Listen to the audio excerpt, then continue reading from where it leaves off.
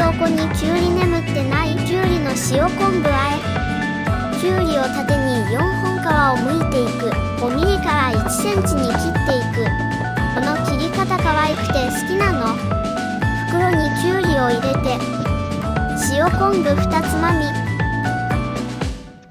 ごま油大さじ1入れてよく混ぜる。空気を抜いて縛って半日以上寝かせておやすみ。完成。他にも簡単レシピあげてるよ。チャンネル登録もよろしくね。